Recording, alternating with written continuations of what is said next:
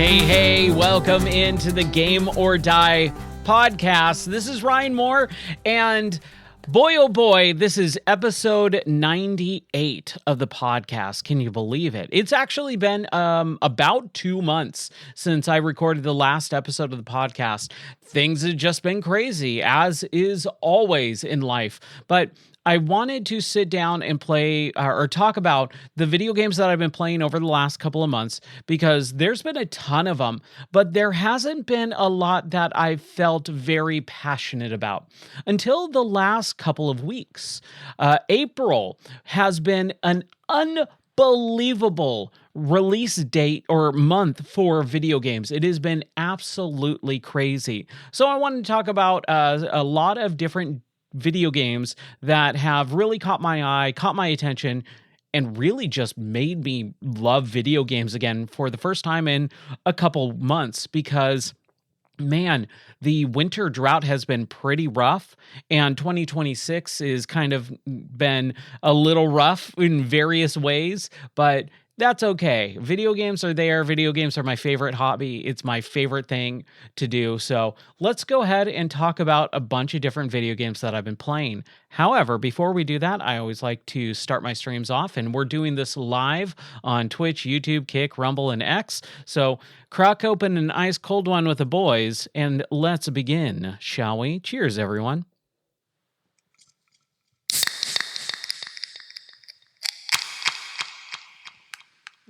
All right. Okay. All right. So let's talk about the first game that I really want to bring to everyone's attention, which is Mouse PI for Hire. This game is a black and white classic film noir in the style of old rubber hose animation. And we haven't really seen a whole lot of games like this. The first one that really came out was back in 2017. That was Cuphead. Cuphead was a run and gun shooter that is in the same vein as like Contra and Mega Man. And I love that game. I think Cuphead is one of the best video games of all time, like easily top 50 video games of all time. And it really is because a lot of the care in the hand-drawn animation. So I loved Cuphead. I loved everything about it. However, I personally didn't have that difficult of a time except for 2 bosses, but there's a lot of people who think Cuphead is just too hard. And I don't really believe that. I'm really not great at some of those style of games. Like, I'm really bad at Mega Man, but I was able to finish and beat Cuphead. So that was really fun. However, let's talk about the game that I want to talk about, which is Mouse PI for Hire. Now, Mouse PI for Hire is, like I said, it's black and white. There is no color to the game. It's monochrome. And the reason why is because it is very steeped in that film noir style. You are a private investigator, a hard-boiled private investigator named Jack Pepper. And it is all about finding out who killed who, what happened to who, all these uncovering of clues and patching them all together in a classic film noir style. The thing with this game, though, is not only is it all in black and white, but it is also a cartoon. It is all rubber hose animation, like I said, with Cuphead, and it is all taking place within a world of mice and shrews, which is really interesting. It looks like it shouldn't work, and it sounds like it shouldn't work, but it is meshed together so well, and it is so well handcrafted with every single little thing going on that I could not believe how well they did with this game. I honestly could not believe it. So when this game came out, I was kind of a little bit skeptical because of the voice acting. Now, the voice acting in this game is top notch. It's phenomenal. However, it has Troy Baker. And I'm not a big fan of Troy Baker. He's just one of those voice actors that gets too overplayed. We all know those types of actors that just kind of show up in everything, right? We get that a lot in modern cinema where modern movies have the same like handful of actors in them, right? Well, that's kind of the way it is with voice acting. There's like a handful of voice actors that kind of do everything. They kind of just appear in every single major big video game. And we used to have that with Nolan North, where he just literally voiced every major character in video games. He's got a great voice, he's got a great different a range of voices that he can do, but kind of near the end, it started feeling like, okay, it's Nolan North again. Okay, it's Nolan North again. And all of those voices sounded very similar at the end there. And Troy Baker is kind of in that same vein. He's the Nolan North of modern video games. But I will say Troy Baker has done a phenomenal job in the last several years with a couple standout titles.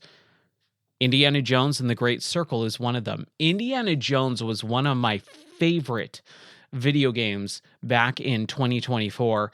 And it came out at the end, back in like December of 2024.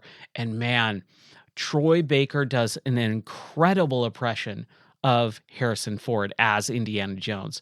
So it's not like lost on me that, oh, he's a voice actor that does good work. He of course does. Is just I'm kind of tired of the same handful of voice actors taking the roles. Now, that all being said, he does a phenomenal job as the main character that you play as in this game called Jack Pepper. Now, one of the big issues that some critics, games journalists, had was that the game relies heavily on cheese puns because you're a mouse and you live in a world of mice. And what do mice like to eat? They like to eat cheese. So there was a lot of back and forth on the critic side of saying there's just too many cheese puns. I'm sick of the cheese puns. That's okay. It's not that big of a deal because the rest of the writing is actually really good too. The story takes place over a couple of days in the life of Jack Pepper as he is trying to find out multiple investigations. Now, this is one of the things that unfortunately I had a hard time following, mostly because I streamed the game, the entire game over the course of about a week and a half or so. And the reason why is because I was constantly having conversations in the middle of cutscenes or talking to people when dialogue was happening. And it's a very dialogue heavy game. That is one of the biggest issues with this is the game itself has so much dialogue that I had to stop and mute chat and only pay attention. And the cutscenes themselves, not like the actual like animated cutscenes, but dialogue cutscenes.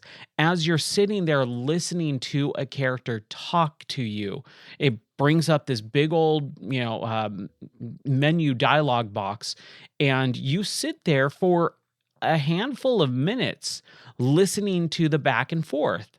Now, in the early game, on release day and the next couple of days, you had to hit the A button to advance dialogue. So your character would say a line, and you would have to push the A button to get the next line or have the other character speak. Near the end, when there was an update, that kind of got removed, so it auto dialogued, which was really nice because I would sit there waiting for someone to speak, and I go, "Oh crap, I need to push the button." But other than that, like that was really my only major gripe is I miss some of the story elements, some of the not key pieces of dialogue. I picked those up and put those together pretty easily, but just little things here and there. And I really tried to focus because I loved the story. And you would actually get notes that kind of appeared on the screen or like in part of the world that you can piece more of the world's lore and backstory and everything else going on environmentally throughout the game. And so that was really, really nice. I love that. And the characters themselves, oh my gosh, it all, like I said, melds together so well because the game is written in a way that the characters you interact with, which are just a handful. You have Tammy, who is like a mechanic. You have Wanda, who is a reporter. You have Cornelius, which is the mayor, but he's also your buddy. And maybe like two or three other like minorish characters, and then kind of the main characters that the story revolves around. So you have maybe about 6 or 7 characters that you really interact with throughout this game, and they all are so well voice acted, and their dialogue is funny. It's not boring. It's enjoyable to listen to. Everything about this game is like just so well crafted. Even the mini games. The mini games in this are unbelievable.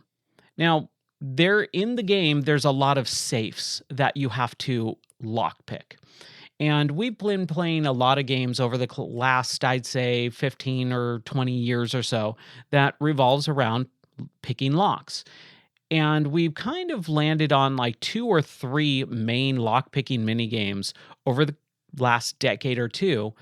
And most of them are from Bethesda. You got Fallout, you have Skyrim or the Elder Scrolls series, and they reuse the same lockpicking mechanic over and over and over again. Well, this flips it on its head. You get this safe that you have to unlock, and since you're a mouse, you use your tail to unlock the pick the lock, sorry. And when you do that, it pops up this like kind of tumbler view. So you see the tumbler of the actual lock, and you're using your tail to go up, down, left, and right to hit the tumblers to unlock the lock. And it is just so stinking cool. I loved it. It was one of my favorite things about the entire game is that you're just lockpicking every once in a while, and it's just an enjoyable new mechanic. Now, the game itself is a first-person shooter, which, again, strikes me kind of odd because of the game's aesthetic. It's a black and white cartoon in the vein of old 1930s Mickey Mouse, Steamboat Willie type of animation. So you got that rubber hose, everything's bobbing and moving and swaying back and forth, and it's a little distracting at first, but I personally got used to it very, very quickly. And when I was doing that, it kept going and going and going to the point where I didn't even realize that I was playing a cartoon. I was just playing a first-person shooter. And it's very similar to what a lot of people called BioShock. Not called BioShock, but a lot of people reference BioShock when they were talking about the game. And I see the similarities, but it's a first-person shooter. BioShock is not the only first-person shooter out there. So I don't know why a lot of people kept referencing BioShock over this, other than the fact that when you get a gun and you swap it out for another gun, you hit the Y button or triangle on the PlayStation controller, and it will swap between one of 2 weapons. And BioShock does that. That was kind of like the BioShock's big thing. And then you can hold a weapon or a button to bring up a weapon wheel so that you can actually rotate around. And you also have an upgrade screen as well so that you can upgrade your guns depending on what gun you want to upgrade and how many blueprints for upgrades that you have. There is also a lot of currency that can be picked up. So you will just find money drops and things like that, or breaking open old boxes and you'll get some money. Now, the money itself actually kind of went to waste for me. The only things that you can buy are comic books, newspaper, and baseball cards, and then extra ammo.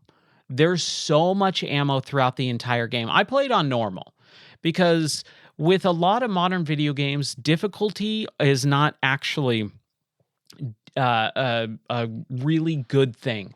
A lot of games, difficulty is very artificial, where all they do is crank up the amount of bullet sponge to an enemy. how many bullets you need to shoot, and no matter where you shoot, you can shoot them in the head 50 times, but if you're playing on expert, they ain't going down until you unload 5 clips into them. That's not fun for me. I don't like just shooting to shoot. I want to have engagement, I want to have fun, I want to have strategy. I want to be able to feel like when I'm aiming for the head, their head blows up, right? And get shot and they die. So I feel like there's some sense of accomplishment. But other than that, like there's so much ammo throughout the game that it felt inconsequential and really like a waste of money to ever buy ammo in the shop. So that leaves buying baseball cards, which we'll talk about in a second, buying newspapers, which are kind of like just extra lore throughout the game, and then also buying little pieces of a comic strip, which I really liked because I would voice act a lot of the findings in the world, either the comic book strips or the newspaper clippings that you would find in the world. And if you miss some, you can go back to the main shop in the main hub world and purchase them. And that was really cool. So I got to do a little voice acting throughout those as I read them, using my old timey newspaper or announcer voice. Oh yeah, see, we got Mouseberg on trial here. Like, so it was really fun to be able to do a lot of that stuff. Now, the game itself was really fun and enjoyable, but holy crap, I did not expect it to be that long. It is a long game. And the reason why I was so taken aback by how long it was is because this game retails at $30. This is an indie game, but with a very large production value that makes it feel like a triple A game. And with that, that is incredible. You don't see that often in video games. So I would always tell people, buy this game right now. It is one of the best bang for your buck titles that you can possibly have in the last several years of video games, because every single thing that this game does, it does well. It's just perfectly handcrafted, and you're paying $30 for roughly about 10 to 15 hours of game. That's incredible. You can pay $60, $70 for a triple A game and get less time than that. So double the amount of time for less than half, or about half roughly. No, less than half, because most modern triple A games are $70 now. So $30 for, one of the best games this year. It is such a deal and such a steal. I highly suggest everyone go pick up Mouse PI for Hire, because you will not be disappointed. The only way that I can see anyone not liking this game is if the game was not of their genre. Like, if you don't like first person shooters, hey, sorry, this is a first person shooter. If you like color in your game, sorry, you're not going to get a whole lot of color. It's black and white for like 95% of the game, like 99% of the game. Let's talk about that really quick. This is a spoiler alert for Mouse PI for Hire. But there is one part in this game that allows you to go to a movie studio, which, again, film noir, old-timey Hollywood movie studio. It's really cool. You move through a lot of studio set pieces. You've got big facades. But there's one part in particular that blew me away. I was playing this game, and we're hanging out, having fun on stream, and out of nowhere, I am in this section. Now, I was playing with the Blood mod on. So I downloaded a PC mod to play with Red Blood, because after like 7-8 hours of gameplay, I wanted to play a little bit of, or have a little bit of color. And I saw this mod being developed, and I went, you know what? I'm going to try that out on stream. So when I shoot, instead of black, like ink looking blood, it was red. And so it gave it a little bit of that modern comic book. They've been doing it a lot over the last several years, where it is black and white comic books. So it's just white paper and black ink. but anytime a character bleeds, and it's a lot of like big titles, so like Wolverine, Spider-Man, Carnage, you'll get these black, white, and red comics. And so any blood is red. And that's what the mod does. So I thought that was really cool. But the mod is still in beta and the updates for this game are still coming out. So it kind of broke the mod a little bit. And so I had to turn it off. I actually had to back out of the game completely, jump back into the game, and then delete or remove the blood mod. And I was kind of bummed about that. So I'm walking around this shack and I talked to one of my friends, Tammy, and I say, "Hey, what's going on?" She's like, "Oh yeah, I was here on set, blah blah blah. Why don't you go over there?" And I'm in the shack. I open up the door and this world of color shows up. And I went, "Oh my gosh, what's going?" I was blown away. I said, "Oh my gosh." It's like Wizard of Oz, and it's a whole homage to Wizard of Oz because you're in a movie studio, you're in the shack, and it's all black and white, and the game's been that way for about 8, 9 hours. And then all of a sudden, you open up this door in this movie studio, and it is full-blown Technicolor. You know what I'm talking about. When you watch old like 1950s, 60s movies and they're in color, it's not real life color or like modern color grading. It's this weird old school type of tint to it, and it's Technicolor.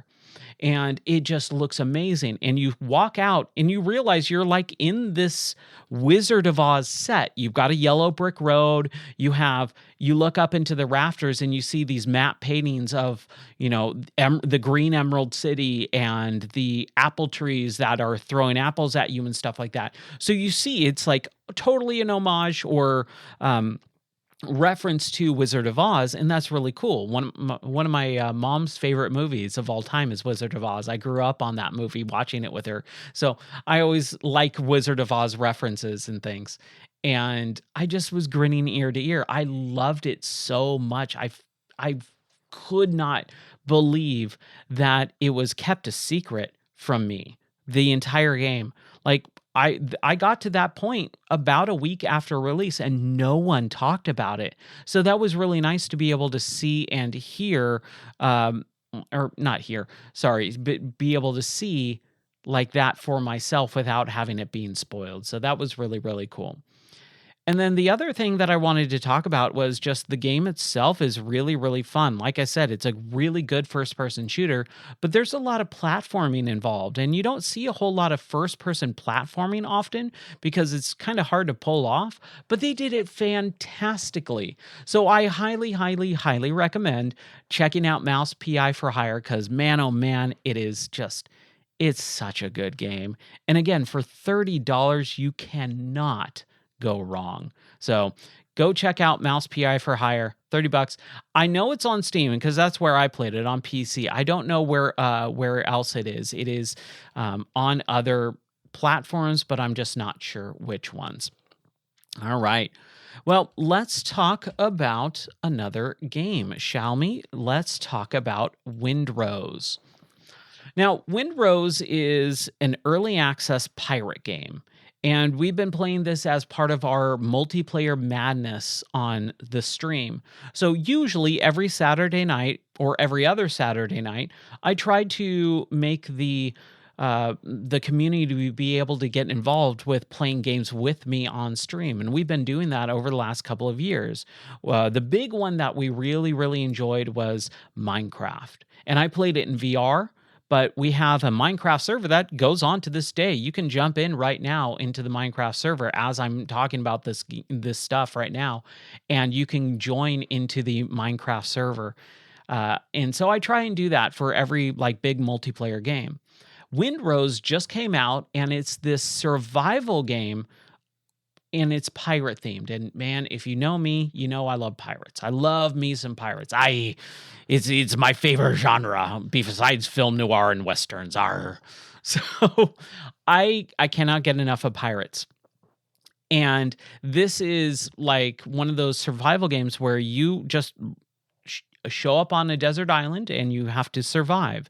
So you have to deal with hunger and thirst, and you know you have to craft like a station to build things, cut down palm trees, mine for copper ore to smelt down so that you can craft new weapons like swords and guns and bullets and such. It is really cool. However, it is in early access. And if you don't know what early access is, it's basically saying we're a development studio that is building out this game, but we're not going to be done for a while. So you can kind of purchase the game right now as is and see and help us out with updates. So you play, you let us know if you have anything that you would like to add or like you would like seen in the game as an update before it hits 1.0 published full on release. And that's kind of how early access works. So it's been going on since 2014, so it's kind of like a staple at this point, especially on the PC side. You still see it in PlayStation and Xbox a little bit, and I don't know if Switch, Nintendo has like an early access, but it's been around for quite a while. Now, the game itself is a tiny bit janky. And what I mean by that is there's a lot of little glitches and things. There's a lot of little clipping where your foot will go through the floor, or a sword will go through your clothing, or a landmark of some sort. Like if you're in a building, the combat is kind of rough. And one of my biggest issues is that it is stinking difficult. I died so many times in this game. I don't even think the death counter actually works because of this game. I died probably in the first, I'd say, hour and a half of this game, probably about 20 times. That's not normal for me. I'm fairly good at video games. I've been playing them my entire life. And just to automatically die over and over and over and over again was kind of a little bit frustrating. I don't enjoy dying in video games, and I want to make sure that I'm having a good time. But man, it just um, would not let me do one thing. I would get like bombarded by a couple different boars or dodos or even pirates right off the bat. But after the first couple of hours and maybe after the first stream, I stopped and jumped back into the server and started playing around with it. And as soon as I did that, man, it made a world of difference. I spent like maybe 5 minutes just trying to learn how to dodge and parry and learn the attack animations of the boars and dodos and pirates. And as soon as I did that, I stopped dying all most of the time.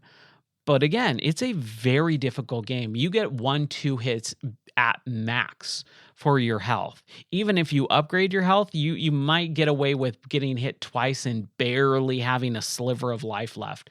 So I I wanted to play it more, but number one, it's difficult. Number two, it's in early access. So there's still not a whole lot of content, but there is a little bit of it. And the content that is there is decent at best right now, but it's not like mind blowing. What I really liked doing was, again, it was multiplayer madness, meaning that viewers can jump into the game and play alongside me, which is super fun.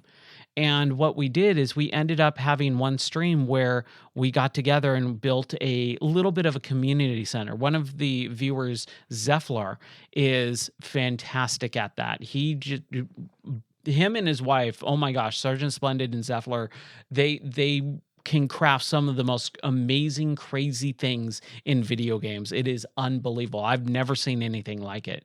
So I always tell him, man, like, dude, you are so good at crafting this stuff and building these amazing buildings.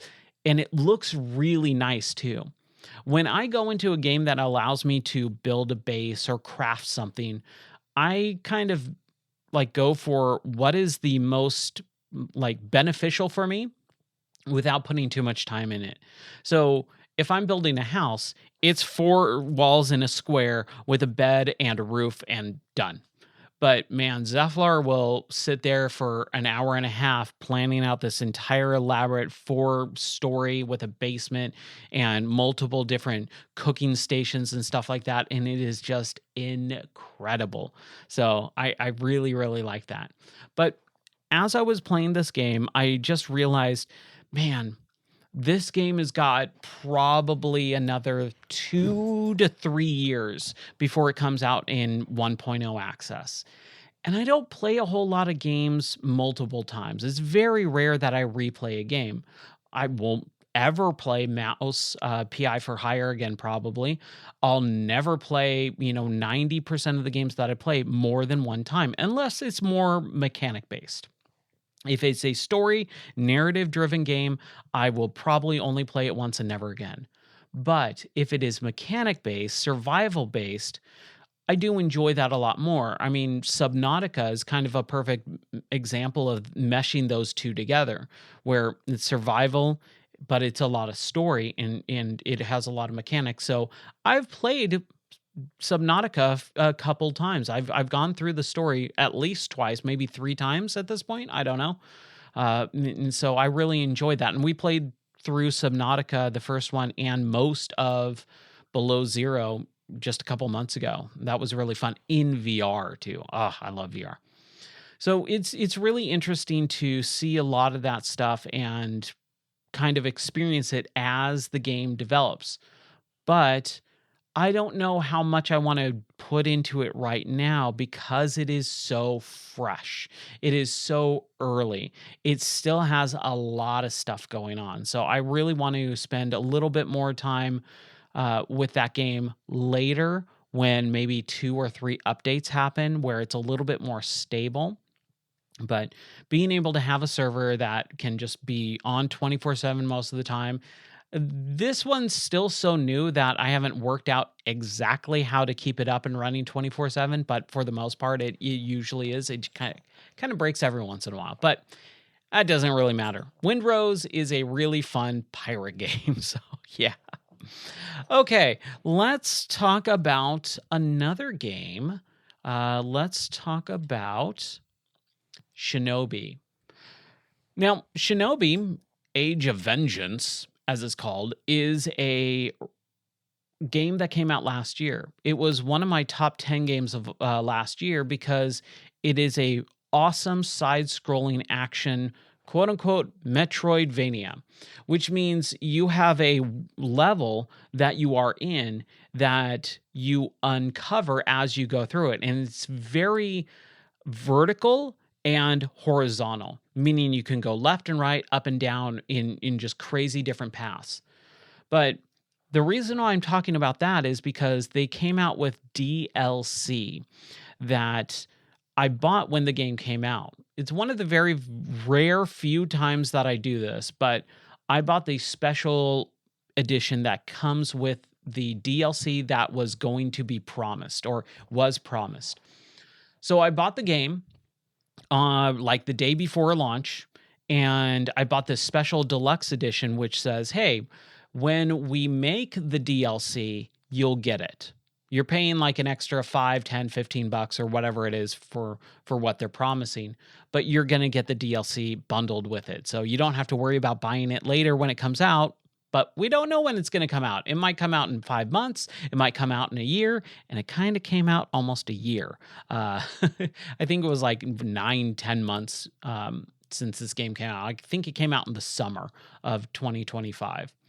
So the reason why I was excited about this DLC, other than the fact that I already kind of pre-bought the DLC without even knowing what it was, is that it was Sega Villains DLC, because this is a Sega produced game. And Shinobi was always one of my favorite retro titles on the Sega Genesis. I always loved playing Revenge of Shinobi. That's the third game in the series. And Shinobi 3 Revenge of Shinobi, I believe is what it's called. But I've always loved the Shinobi titles. And you're a ninja.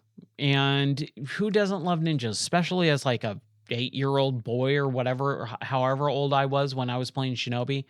Like, dude, come on. Like, Shinobi was rad.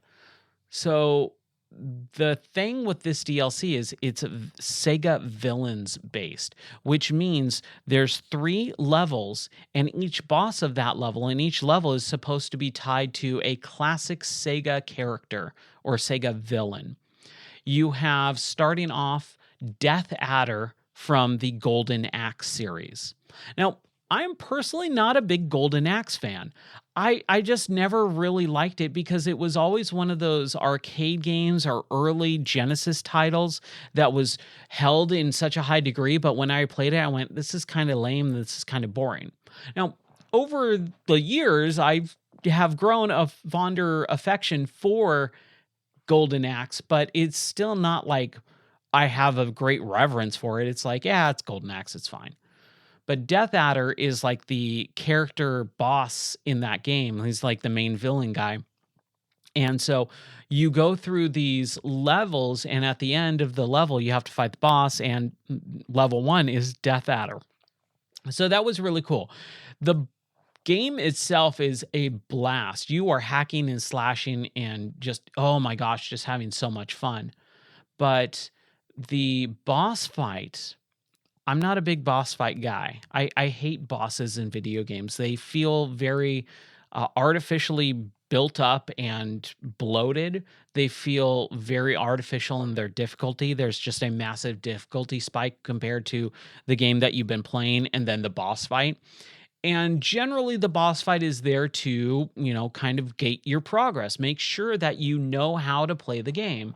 But I've just never really liked them. And I know I'm in the minority of that, but it's just my thing. So I was not really looking forward to the boss fights. And I did have some difficulty with some of them, but I got through them. I really liked the traversal and the combat of the main game, but the boss fight was never the thing that I cared about. But I was excited because it was Sega Villain DLC. So I'm playing, against Death Adder from the Golden Axe series, or I'm playing against Goro Majima or the Mad Dog from the Yakuza series. And if you've listened to the podcast before, you know how much I love, love, love the Yakuza series.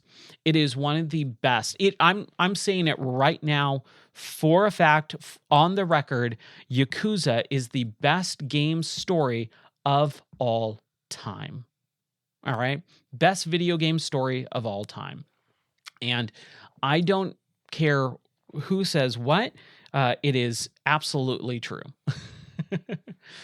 Now, when the boss fight for Majima came up, it was a little bit difficult, more difficult than Death Adder. Death Adder was like, this is kind of a little bit hard. Majima was really difficult. I struggled with that for a while, but I finally got the cadence and the rhythm of it, and I beat it, and I had a great time. And then we moved on to the 3rd level, and the 3rd level broke me. Not the level itself.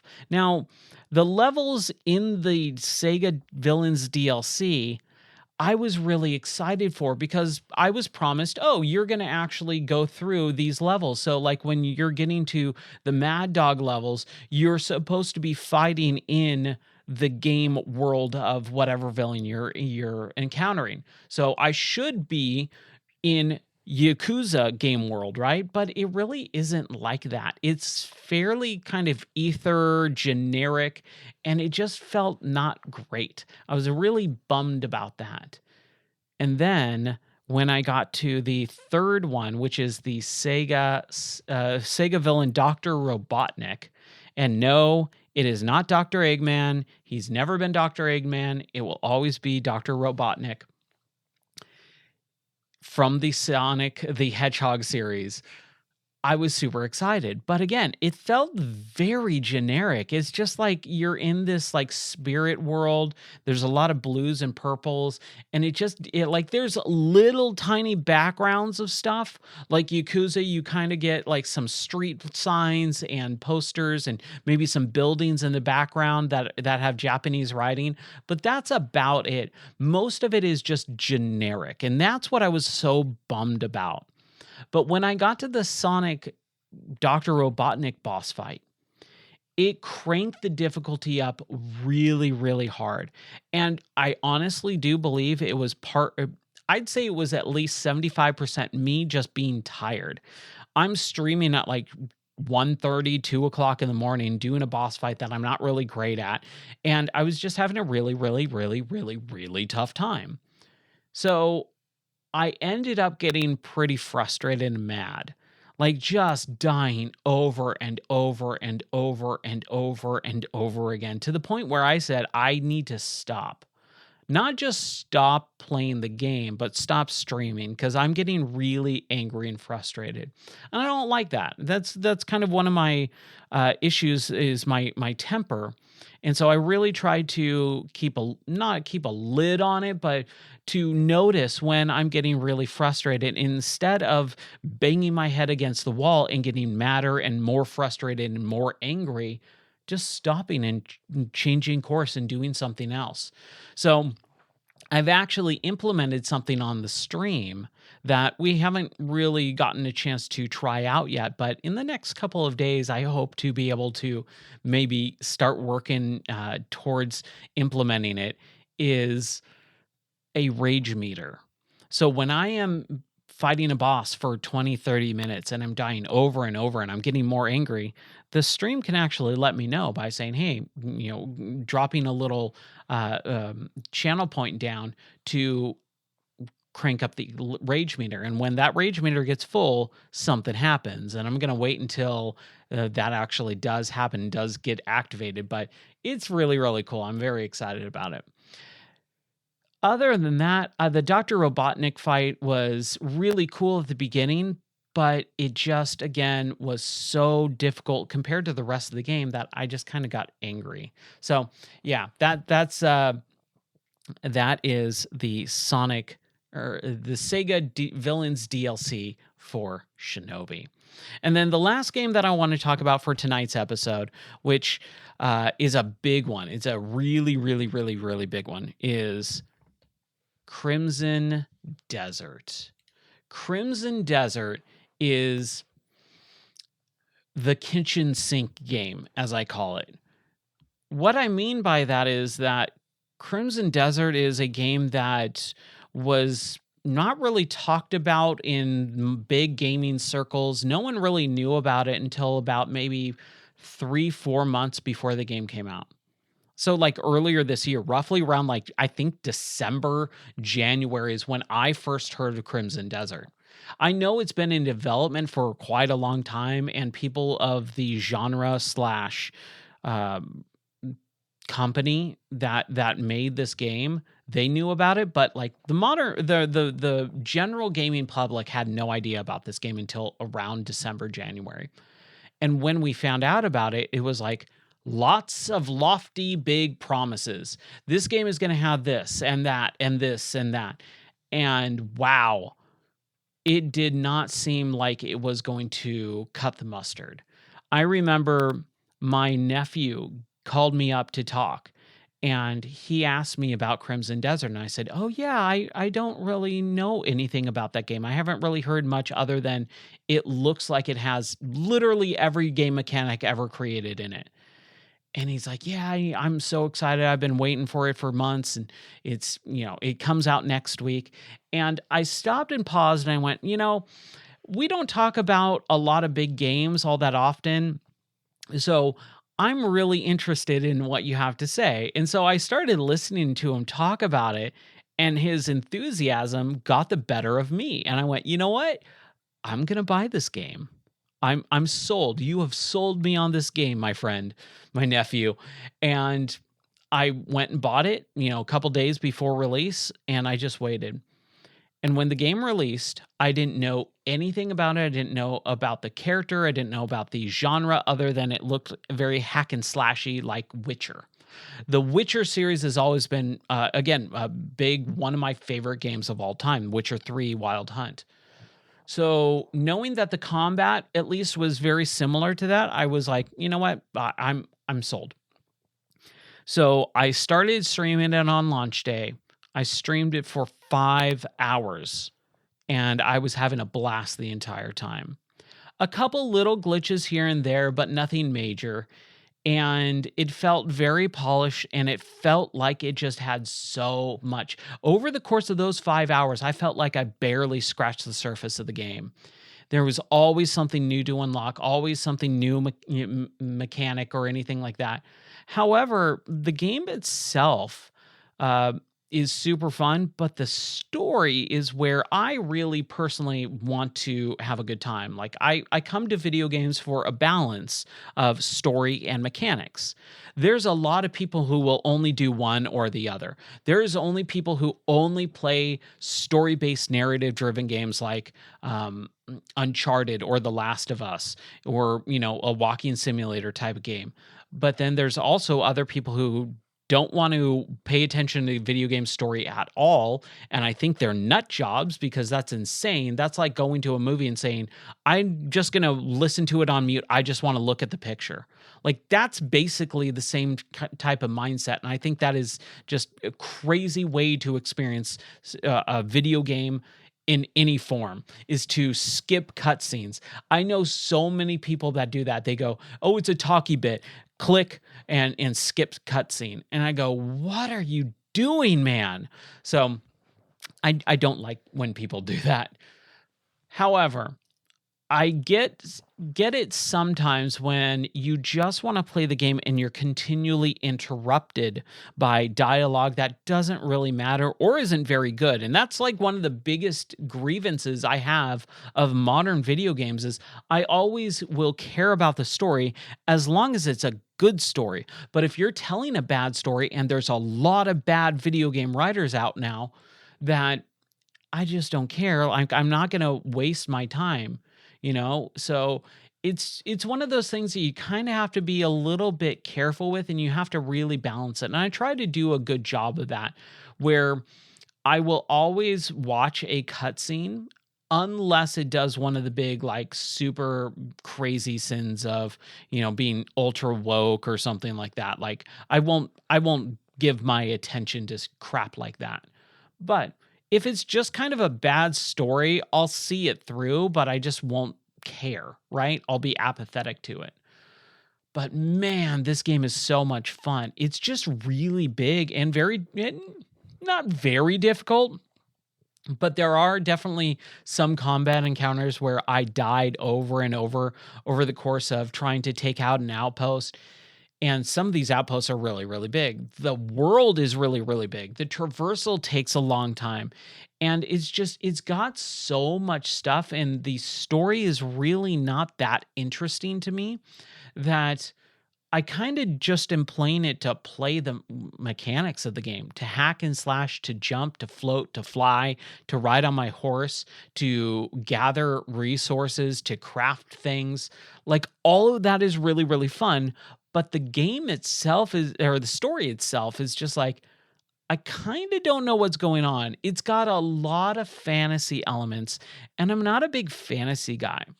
I love Lord of the Rings, but that's mostly because I've learned to love Lord of the Rings through my wife. My wife loves that series. And so when we got married, I knew about it. I enjoyed the films. I saw all of them in the theaters when they came out. I owned the special edition box set. My sister is a super fan, but I was like, yeah, Lord of the Rings, it's fine. It's a solid, great movie. It's a great movie, but I don't have anything other than that to say about it. But over the course of my life and with my wife and being married to her, we now marathon the special edition or extended edition trilogy every year around Thanksgiving, Christmas time. And I've learned to really enjoy the story a lot more and get into the lore and all that fun stuff.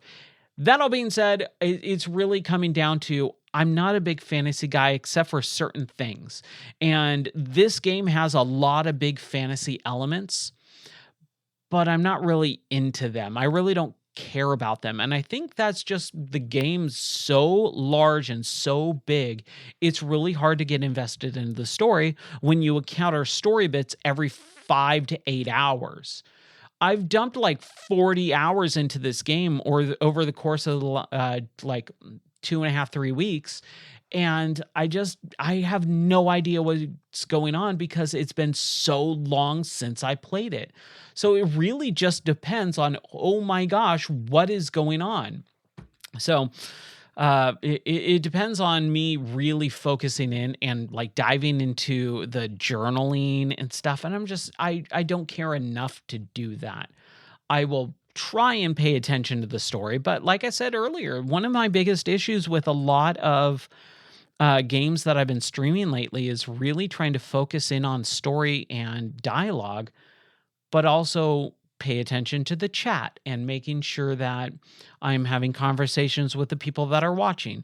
So that's kind of hard. It's a real big balancing act that is fairly difficult as a streamer to make sure that my attention is given to both things at the same time. I'm not like that normally. When I do something, I give it my full 100% undivided attention, or I try to. So having to automatically split my attention two different ways is very difficult for me. But the game itself is very, very fun. And I think that's the driving factor for most people. It's just a really fun video game. And we don't get a lot of that nowadays. Most modern AAA games are very narrative based, very narrative heavy. The stories usually suck so much that you just kind of don't care. So it is really interesting to be able to play this game and try and focus and try and pay attention to it while uh really enjoying the mechanics, because the mechanics are the thing that you really enjoy more than the actual story. But other than that, I really have been just kind of not playing a ton, mostly because of life. I know I say it on a lot of these podcast episodes, but life just has been getting, I hate saying in the way because it's life. That's kind of what you do. But video games have been taking a larger and larger and larger backseat over the last, I'd say, 8 to 10 months or so for me. And that's never been the case in my entire life. There are big events in my life where I have to put video games on a back burner, like getting married or moving across the country, or even last or almost 2 years ago when we moved out to this property. Like video games take a backseat for, maybe 2 to 3 weeks, but then I'm immediately back. But man, these last, like I said, 8 to 10 months have just been really, really hard trying to divvy up my time over everything else going on in life. And it's really hard for me to sit down, especially when by the time I get the not energy, because I have the energy pretty much all day, but when I have the time to actually sit down and play a game, it's literally past midnight. Like tonight, I planned on recording this podcast and streaming this podcast at like 2 o'clock in the afternoon. It's 1 o'clock in the morning. I've been going for almost an hour.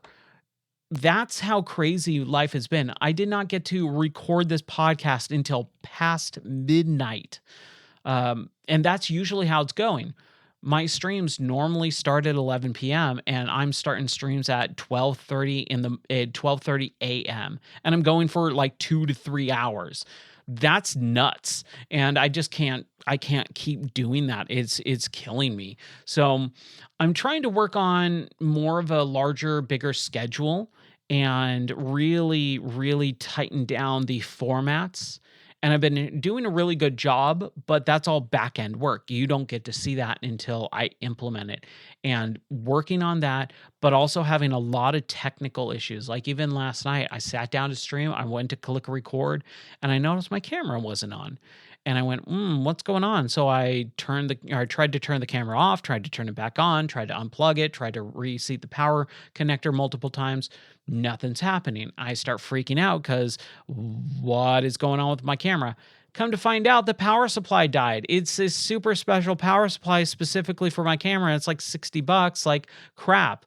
Luckily, thank God, I have a secondary camera with a secondary power supply, so I don't get to use the secondary camera, which I just reset up so that we can do the Teenage Mutant Ninja Turtles or just straight up VR streams again with the green screen. But the one game that I didn't get to talk about because I barely played it is the new VR game called Teenage Mutant Ninja Turtles Empire City. Yes, it's a Teenage Mutant Ninja Turtles VR game, VR only, and you get to play as the Ninja Turtles. You swap between Donatello, Michelangelo, Raphael, and Leonardo. And obviously, I'm Mikey. Always, always, always have been a Michelangelo fan. He's always been my favorite turtle. Donatello is a close second, mostly originally because it was purple, and purple's my favorite color. But Donatello's also a very similar style of personality to mine because I'm a big techie and I've been in tech since like 1999 slash two, like early 2000s. So I've always had like a kindred spirit with Donatello, but man, Michelangelo, the party dude, he's always been my spirit turtle. He has always been the one that I've resonated with and felt more akin to. So that's kind of really, really fun to be able to play as a Ninja Turtle. Honestly, I would probably just stop recording right now and go play that game. Like I would love to do that. But like I said, now I don't have the VR camera set up because I had to use a power supply. And I literally set it up the day before. I'm so bummed. I'm so bummed. But we'll get back to it. Couple days from now on Tuesday, power supply should be here. Hopefully Wednesday I can do another VR stream and then just continue on. But man, that has been I think the podcast episode. There's more that I want to talk about, but like I said, I think I wanted to kind of keep it concise so that I can take those other topics that I want to talk about and move them over to episode 99. Oh man, we're getting into triple digits almost. And I want to I'm thinking about changing up the podcast formula a little bit, not too much, because I do like just being able to talk about video games for an hour or two. Like I can do this all night long. I love talking about video games as long as I have people who care about what I have to say. So thank you guys so much for watching, and I really appreciate it. Watching or listening, sorry. This is mostly audio, but I am starting to try and do it in tandem where I go live. This will be live stream. I think starting on episode 100 for sure, and maybe implementing a new format. But as long as people are listening and watching, I have a fun time either way. So thank you guys so much. Take care. God bless. And I'll see you for episode 99. Bye.